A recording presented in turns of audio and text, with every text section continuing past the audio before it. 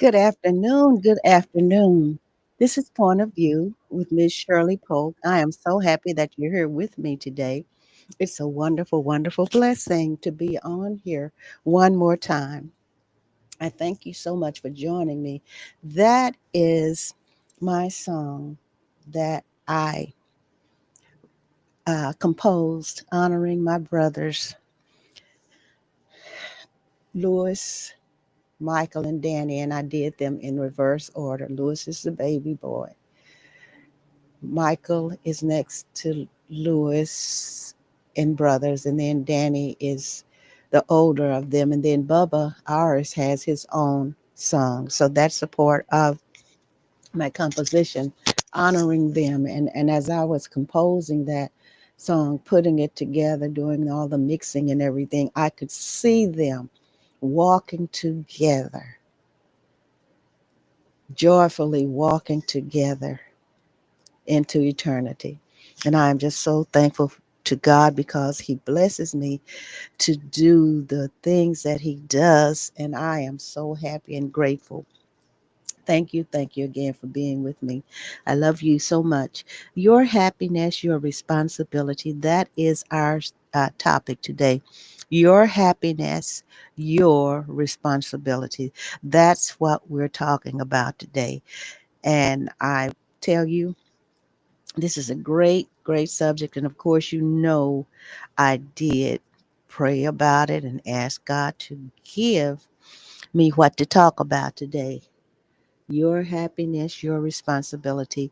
And I am putting all my topics in the right place here today because I want to make sure that I get the right topic on here.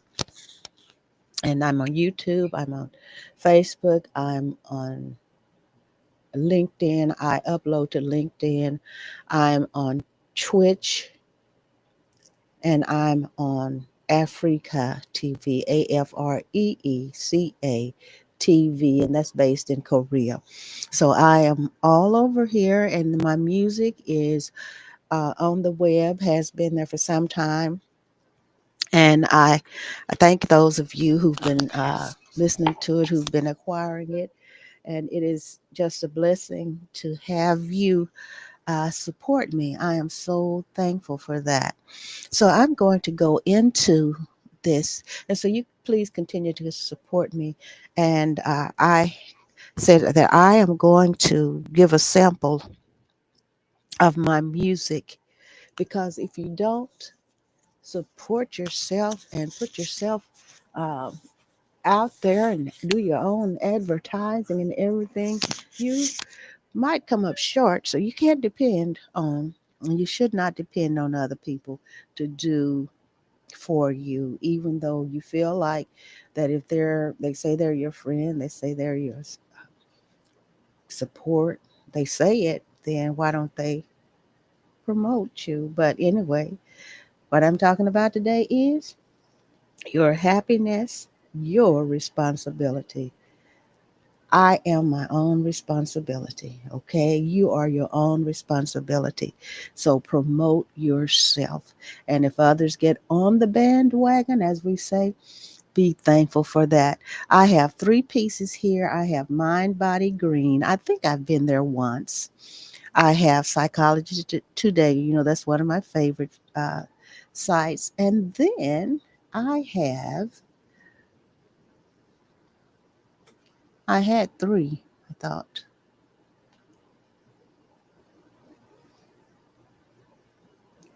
Yes. Happiness in your life, how your life can be better. Happiness in your life, how your life can be better. So let me go to happiness in your life. Your life can be better. And this site, okay, yeah, I just brought that up again and I already had it. Or did I just get rid of it? Are you satisfied with your life? Are you satisfied with your life? And the site that I'm on is, let me find it. Why can't I find it?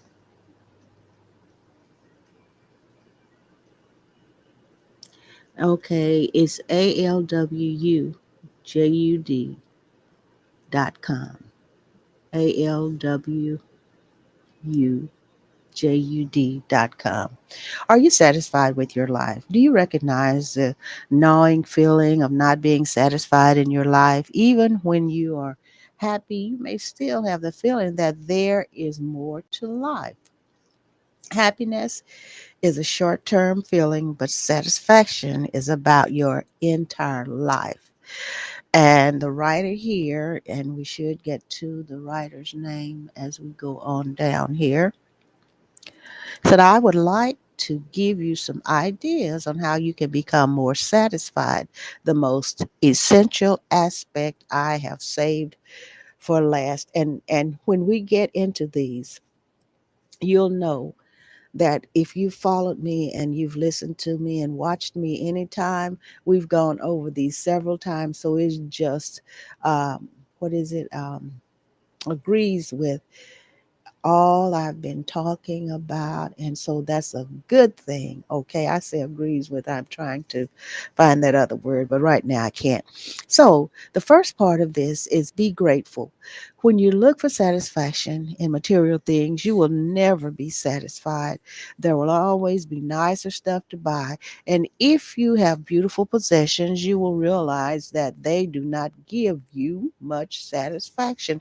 And we can look at that. We can get something new, and then we'll enjoy it, and we're thankful for it. I am for mine for a while, and we'll just swoon over it for a while and everything, but after a while we go on to something else, even though I don't say we stop using it or anything like that, but we go on to something else and look for something else. So, and if you have beautiful possessions, if you have beautiful possessions, you'll realize that they do not give you much satisfaction. A lot of stuff also means a lot of worries. Things get broken, they can get lost or stolen. We all know about that, don't we? They can get lost or stolen. Thank you for joining me. Practice gratitude. Take a daily time to write down what you can be grateful for.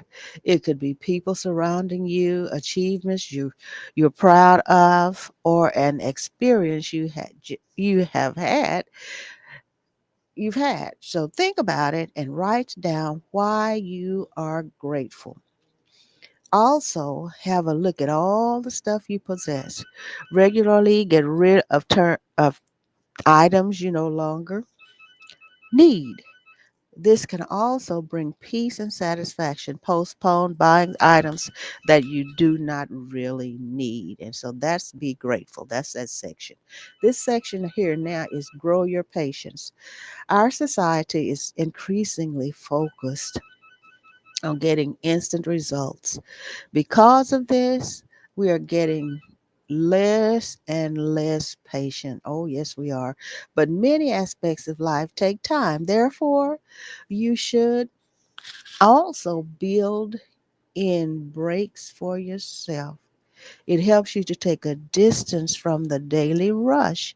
Go for a walk in nature or spend time with your family and friends. It will bring you peace and helps you to practice patience. That is so, so true. It will do all of that for you. How can I attest to that? Because I do it. Okay? Grow your patience.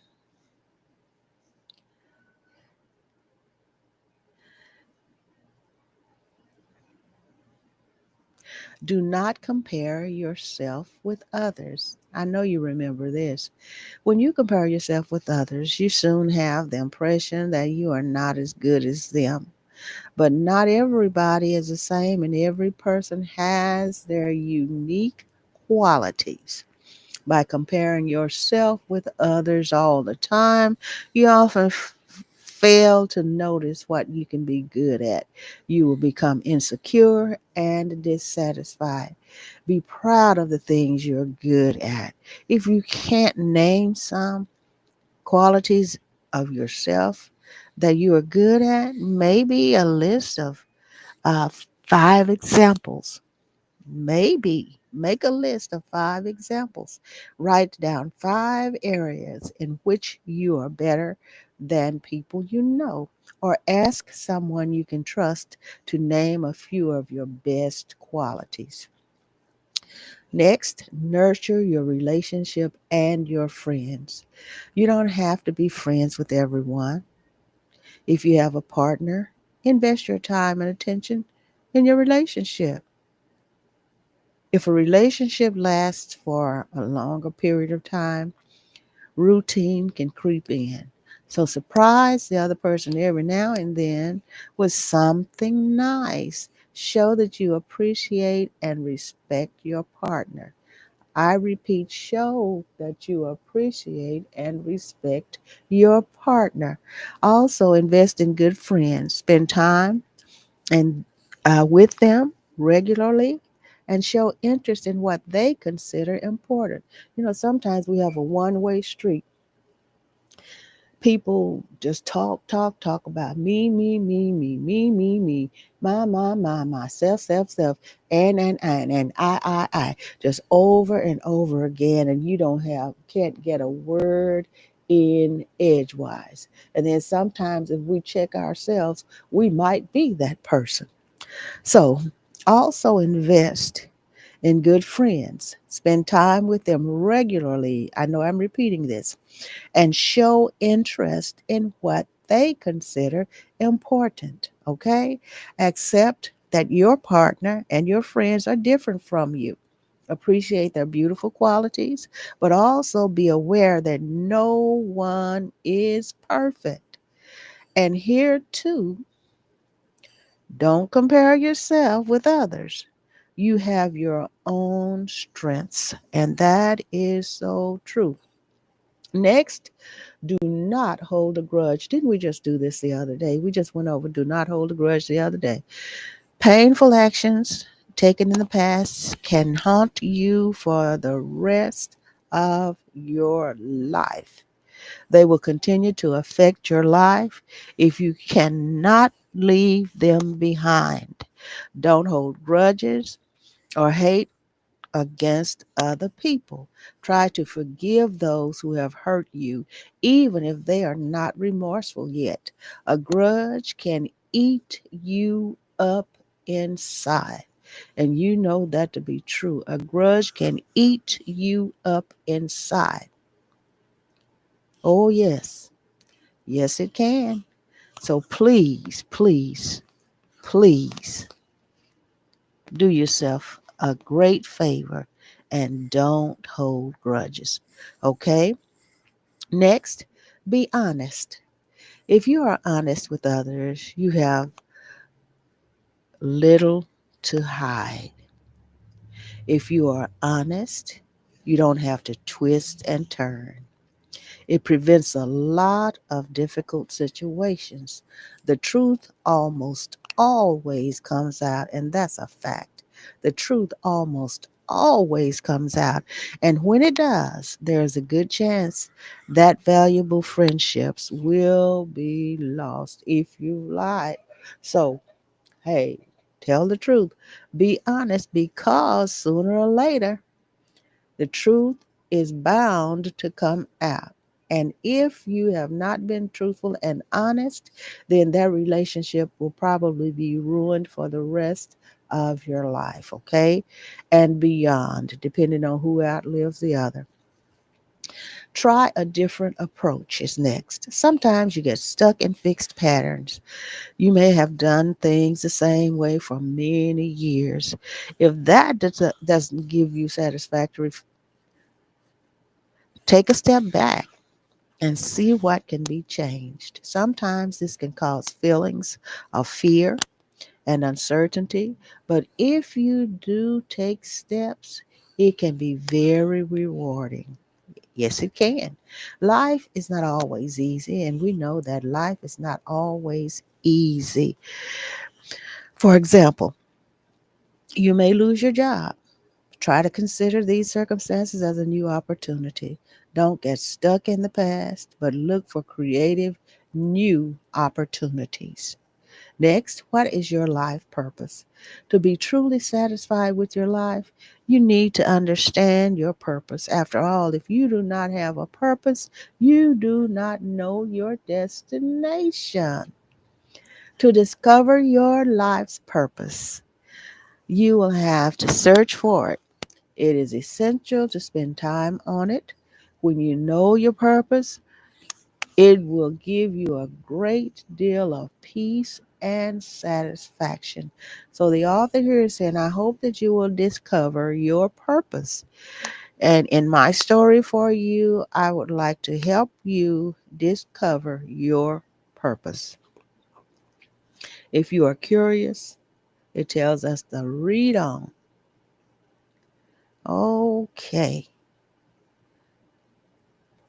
now you can discover your life goal today. Now let me go to the next one. So this is, like I said, it is ALWJUD.com.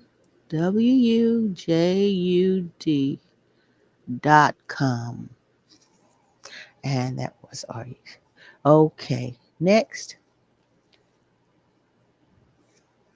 Psychology Today. And this is Raghunathan. Okay, Raghunathan.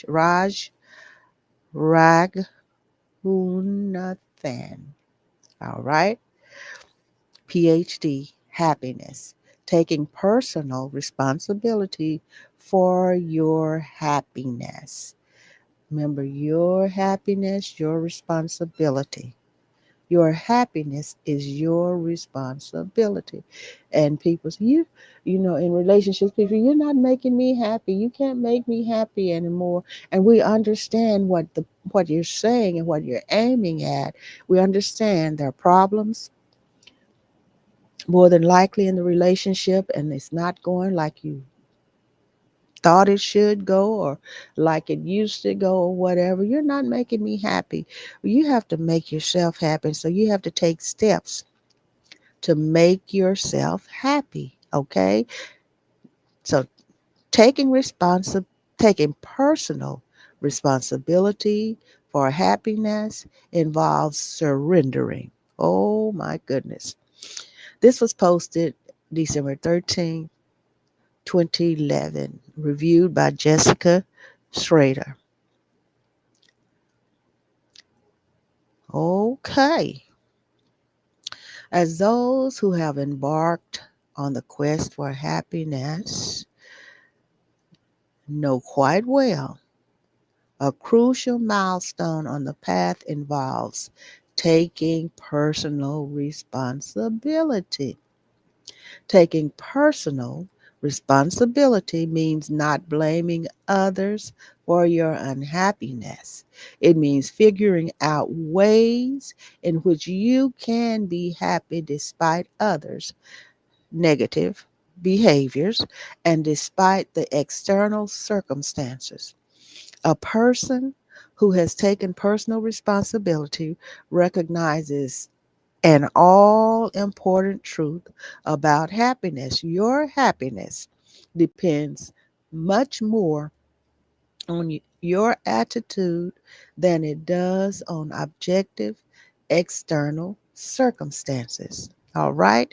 I want to repeat that your happiness, okay? Your happiness depends much more on your attitude than it does on objective external circumstances.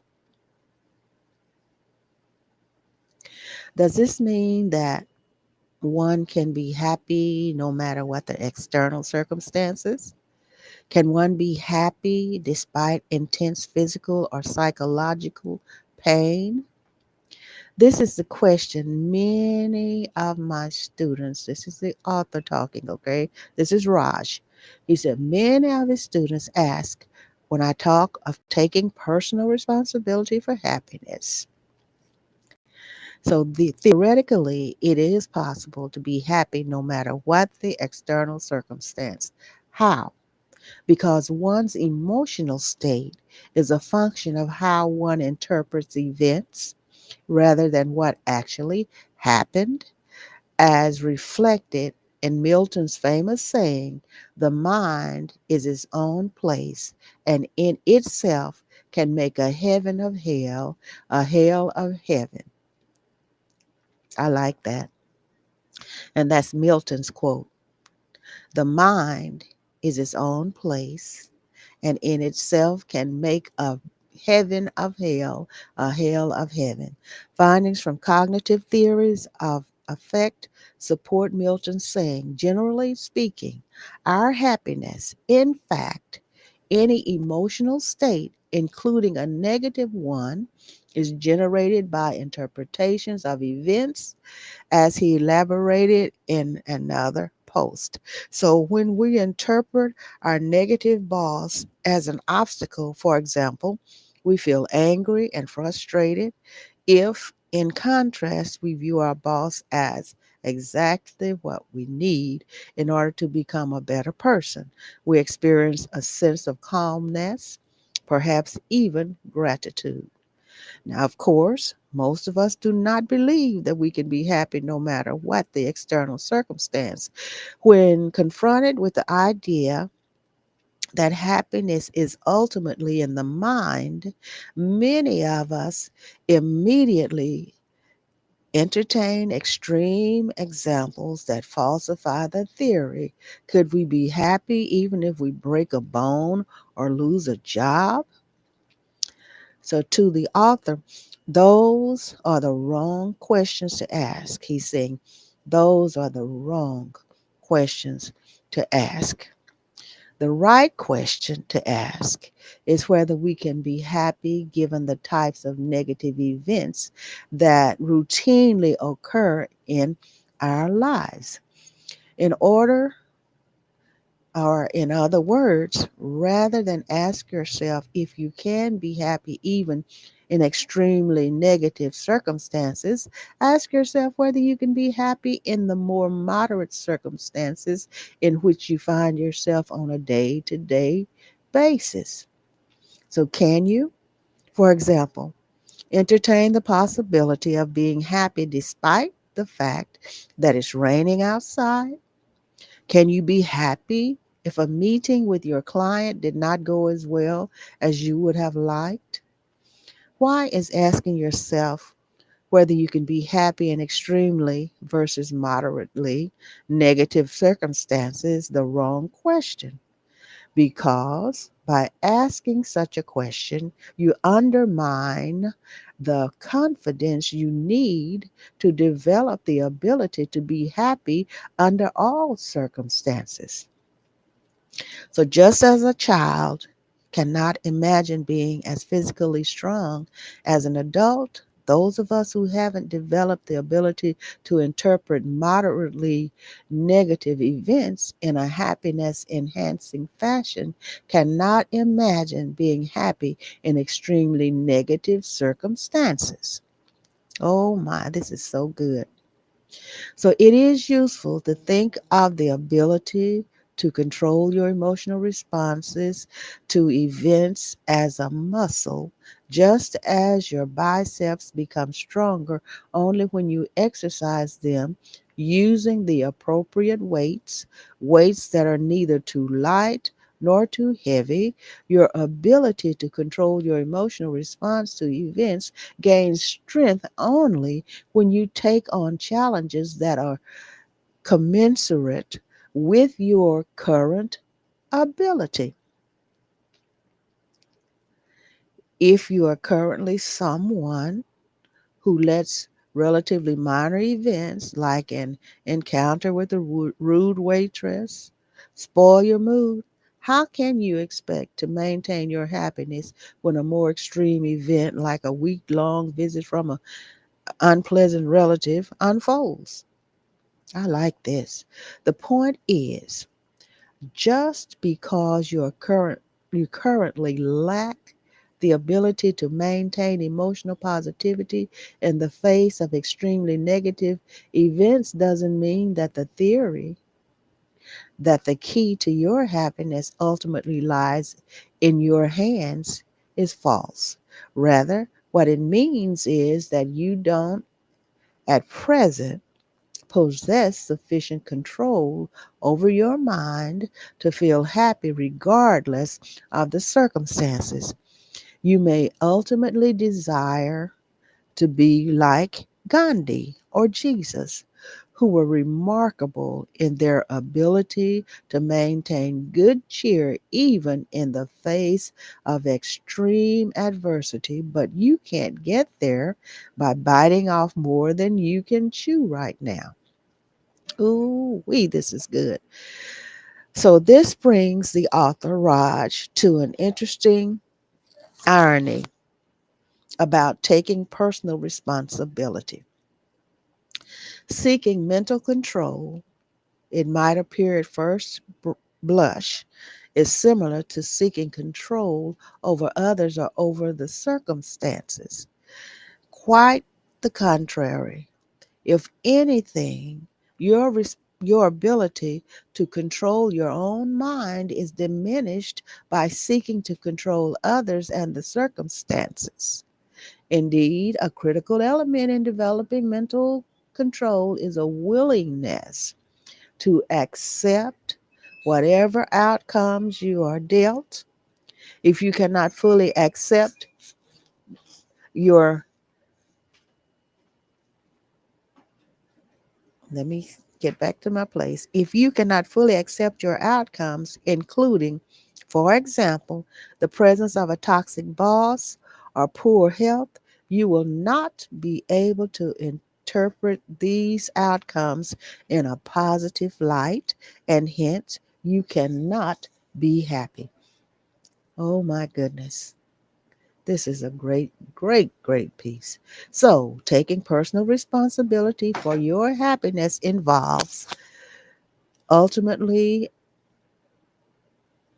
adopting a surrender mindset, which refers to the willingness to fully and unquestioningly accept the outcomes you are dealt in life. But how does one develop the surrender mindset? Hmm. So before answering this question, he said, let me briefly discuss a commonly held misconception about the surrender mindset. Surrendering isn't the same as capitulating. In other words, a person with a surrender mindset is not a weak, rudderless individual who has checked out from this world. Rather, he is someone who, like the rest of us, has desires and goals and pursues them. However, whereas the rest of us cling to our desires with feverish desperation, a person with the surrender mindset does not. Thus, a person with the surrender mindset may dream of breaking the world record in the 100-meter dash, but if he were to discover a physical condition that prevents him from achieving this dream, he will be able to discard his dream and move on to other goals without hesitation. I like that. Surrender. Oh my goodness. The surrender mindset. That is so neat. See, I'm learning just like the rest of us. In other words, a person with the surrender mindset is like the rest of us in many ways, but only until the moment the outcomes unfold. So, whereas the rest of us ruminate and moan when our favorite outcomes don't unfold, the person with the surrender mindset is able to move on emotionally unscathed. Oh, let's have a surrender mindset. So he says, let me now return to the question I had raised earlier. How does one develop the surrender mindset? The most effective way to develop the mindset is one that those with a scientific orientation will likely find unappealing. It involves faith in a larger intelligence or force, specifically those who believe that there is force larger than oneself and that this force is benign will find it easier to surrender. The reason for this is straightforward. If you believe that the universe is shaped by a force more powerful than you, and that this force has your best interests at heart, then you will find it much easier to make peace with the outcomes you are dealt. Oh my goodness, that is so true. Even if you are unable to see how an outcome is beneficial for you in the moment, you will at least be willing to look for the ways in which it opens new doors and opportunities. In contrast, if you are convinced that the outcome you have been dealt is bad for you, you are more likely to ruminate about the past than to move forward. Good evening. Thank you so much. Good afternoon. Thank you so much for being with me. Thank you, thank you, thank you. Ultimately, then, so will you share this while you're listening? Share this for me, okay? Ultimately, then, surrendering has to do with trust. Just as trusting the people with whom you interact on a day to day basis is indispensable for being happy, so it seems that trusting that the universe is taking care of you is crucial for being happy too. And my motto, well, my, uh, did I call it a motto? For my birthday was January 13th.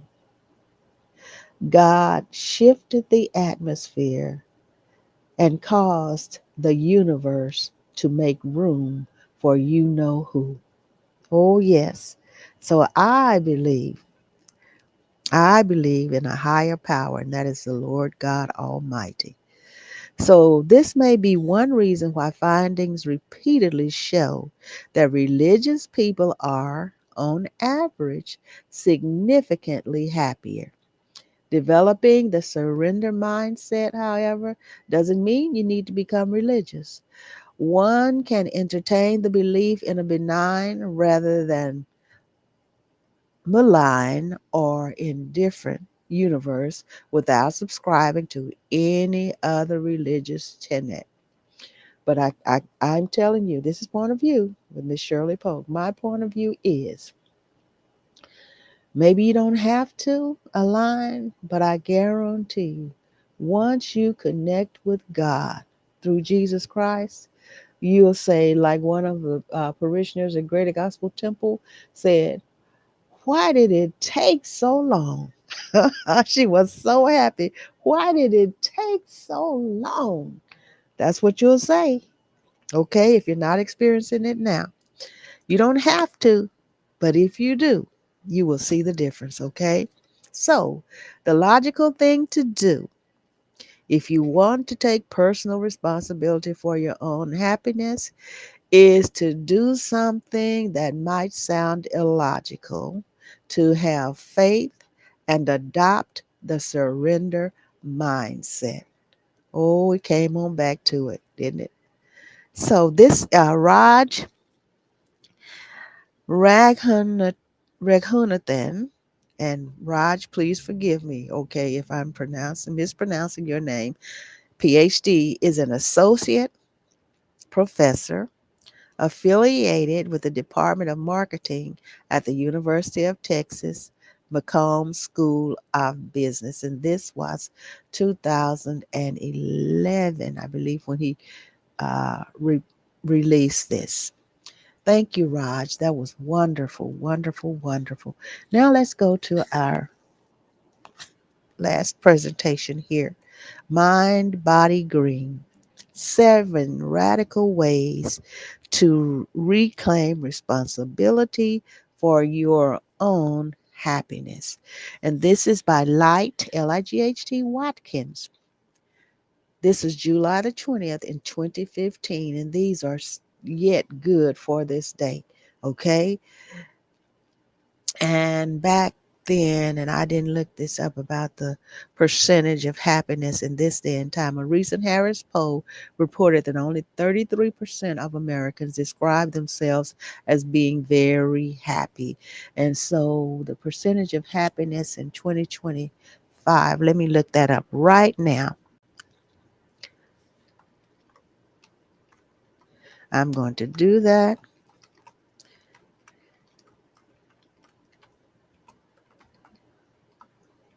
in 2025, and then probably go back to 24 because 25 just got started. So let's see about this. What is the percentage? Because in 2015, it was 33%, according to the poll they did. Oh, look at this. A new study has revealed that 57% of Americans are feeling hopeful leading into 2025. As the end of 2024 nears, optimism surrounding 2025 has begun to grow. Sometimes the changing of the garden, I figure they're going to go into something else. But anyway, this is Microsoft Bing, okay? Didn't I tell you probably has gone up? So it went up from 33% in the poll in 2015 to 57% in 2024. Okay, so we have got that information. Let me get back to this.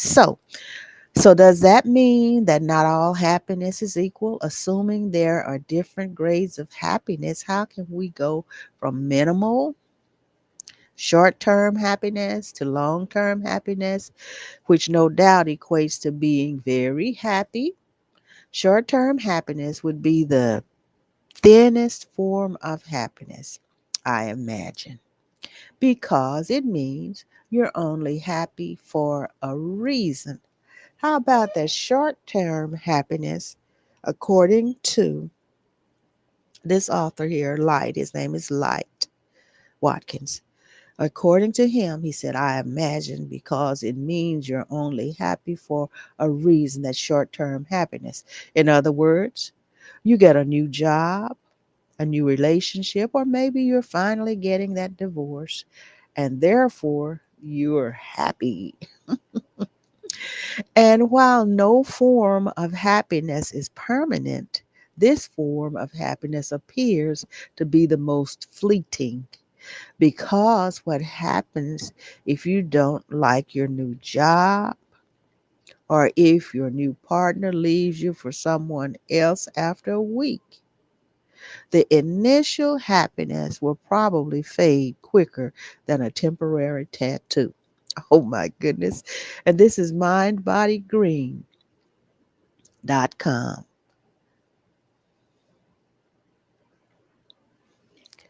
I just had a pop up here. Hope I can get rid of it.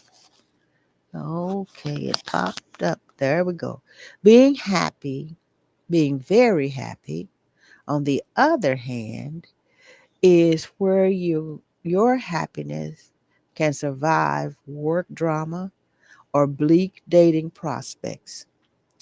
This doesn't mean that very happy people blindly accepting whatever is happening to them. This doesn't mean that very happy people are blindly accepting whatever is happening to them. On the contrary, they are usually the first to initiate a change in circumstances, especially if they feel they've done everything they could do to aid or repair the situation. Daily meditation and gratitude exercises are now widely accepted as tools to fortify your happiness. All right. Daily meditation, gratitude exercises. All right. Remember in the other piece we did, practice gratitude. But he's telling us, he's light is saying here, I wanted to present other less obvious action steps that we can use right now to go from short term to long term happiness. And number one is don't be easily discouraged by unfavorable circumstances. Ooh, this is really helping us today, isn't it? Don't be easily discouraged by unfavorable circumstances. As we usually see with time, life circumstances are not always as bad as they look or as good as they seem. Despite what strange things happen, remember that life has an uncanny way of turning out for the best. Instead of being guided solely by external circumstances, strongly consider what you're feeling in your heart and practice making your final decisions based on the still, small voice within. Number two, let go of control. Now, we're going to have to really dig into this, right? Let go of control. One of my favorite internet, now this is light talking. One of my favorite internet memes is don't worry, nothing is in control. I've never heard this before, but I'm glad to hear it today. Don't worry, nothing is in control. There is very little that any of us are in control of, and that is so true. Haven't I said that over and over again?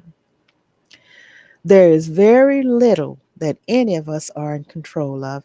Even our own minds are operating on autopilot for much of the time. Therefore, practice letting the chips fall where they may and accepting people as they are. This doesn't mean you shouldn't have expectations. We all do.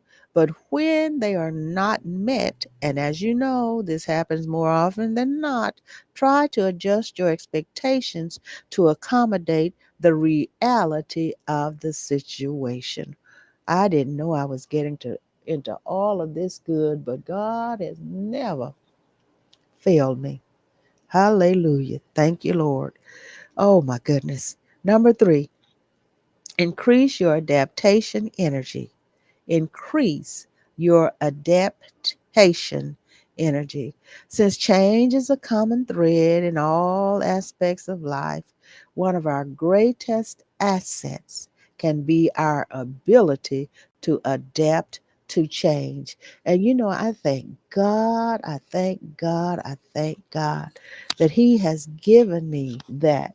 And He has shown it to me that can adapt. I can adapt in time, in the right time, and to whatever comes. I thank Him for that. How about you?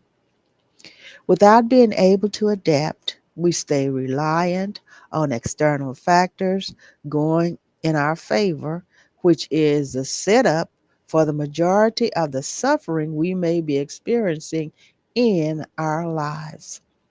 While divorce, loss, and health challenges are a reality for many people, we must try our best to be supremely adaptable if we want to increase our happiness. What is the subject? Your happiness, your responsibility. And I'm in that group also, okay? Number four, cease to look at people or situations as the source of your happiness.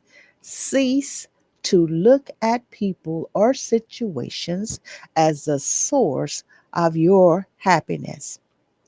As many of us have realized by now, the you complete me approach to love is unsustainable and Hollywood is wrong.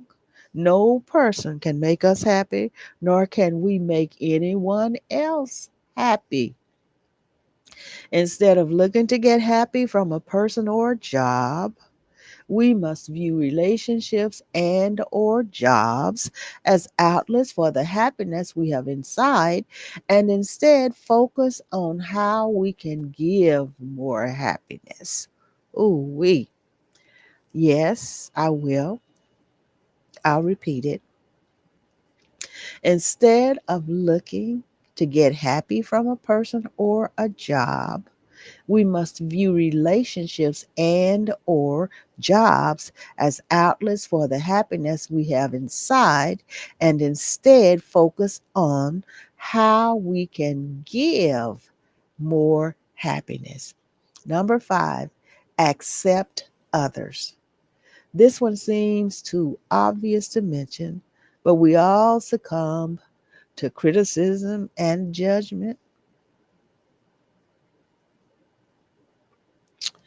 If you look close enough, everyone has flaws, but everyone also has virtues. See, that's what we have to realize and understand that everyone has flaws and everyone has virtues. Start with you. It's not possible to accept yourself without increasing your ability to accept others. Learn to detect more of the beauty within you or within your perceived flaws. So I will start that sentence again. Learn to detect more of your beauty within your perceived flaws, and you will dramatically increase your ability to see the best in others, which will result in increased happiness. Oh, yes. Number 6, protect your integrity as your most valuable possession. Couldn't say it any better. I'll say it again. Number 6, protect your integrity as your most valuable possession. When you live as though happiness comes from relationships, money, or any other acquisitions, you'll be more willing to compromise your integrity in order to succeed and achieve. But not being able to sleep at night because you did something out of the alignment with your moral compass is terrible for sustained. As Abraham Lincoln said, when I do good, I feel good. When I do bad, I feel bad. That's my religion. Abraham Lincoln said that. When I do good, I feel good. When I do bad, I feel bad. That's my religion. It doesn't get any simpler than that. My goodness. Number 8, live from a state of abundance. Live from a state of abundance. The opposite of abundance is scarcity. You may not have a lot of material success, but if you practice embodying the attitude of abundance, you will naturally become more generous and compassionate with others, which reciprocates to greater happiness within. I like that. The attitude of abundance. Develop that, okay? The attitude of abundance. And the opposite of abundance is scarcity. All right? Live from a state of abundance. And just like I think about that scripture, oh, that's the end of that. Oh my goodness. The scripture says, he that is weak, let him say he's strong. And also another scripture, as a man thinketh in his heart, so is he. So this Light Watkins is telling us to think and take the attitude of abundance. And I want to tell you something about him. It says, read more about him. Let me see. Let me get there. I think I'm going to have to click. Click. Oh, okay. More about the author. I don't do plagiarism, and I love to talk about the author. You can go to MB Gl- hmm, Glasses, MB Classes, okay, MBG Classes, Life Coaching and Certification. You can do that. You can go there. Okay, let me see if I can click on this to read more about him. Light Watkins is a Santa Monica based Vedic mediation teacher, Mind Body Green class instructor, TEDx speaker, and author of Bliss More: How to Succeed in Meditation Without Really Trying. He grew up in Montgomery, Alabama, and graduated from Howard University with a bachelor's in communications. Watkins recognized his passion for teaching meditation after meeting his guru in 2002. Following years of daily meditation, Vedic studies as VEDIC, so that could be Vedic or Vedic, okay, studies, and apprenticeship, he traveled to India to be trained in the ancient ways of teaching meditation. His students have used meditation to treat symptoms of PTSD, hypertension, sleep deprivation, anxiety, depression, and cancer. This is wonderful. And you could connect with him on Facebook, Instagram, what's that, Twitter? Yes. And then I think you can message him. You questions and answers also are on this page. So see, that worked out very well. And I thank you so much for being here with me. And I am going to go ahead. I think I'm going to go out with the end of my song that I dedicated to my brothers. It's in their honor. It says D, M, and L Strutt. That's Danny, Michael, and Louis Strutt. So enjoy the remainder of your day. I really appreciate you for being here with me. I really, really do. And I love you so much. And I want to say that the arrangements for Overseer Bertha McCollister Dunn are in the processing is in progress now. And as soon as I get the official information, I will give it to you. And it's going to take place in Houston, Texas. And I miss her so much because she would be talking with me here on the line today if she were yet living among us. I love you so much. And please continue to pray for all the bereft families. And I'm praying for and with you for whatever your need is and your desire is that is in the will of God. Thank you so much for joining me. God willing, I'll be here on Saturday evening beginning at 7:39 p.m. I'm not going to do the Mother's Board Inc. And yesterday, Sister Dr. Mack, Sister Janice McCollister, did not do her webcast because the family is in mourning. And I totally understand. I love you so much. Enjoy the remainder of your day, night, evening, afternoon, whichever it is. And you can get this music. I'm playing it through SoundCloud. You can obtain this for your collection of music. I appreciate it. And I appreciate it if you would share this webcast. Thank you so much. I love you. Good day.